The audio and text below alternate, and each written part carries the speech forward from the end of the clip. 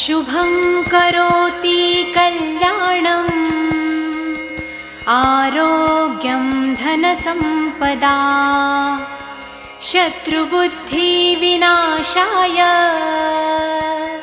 दीपज्योति नमोऽस्तुते। दिव्यादिव्यारे दीपत्कार कानी कुंडलमोतीहार दिव्याला पाहून नमस्कार तिळाचे तेल कापसाची वात दिवा तेवे देवा पाशी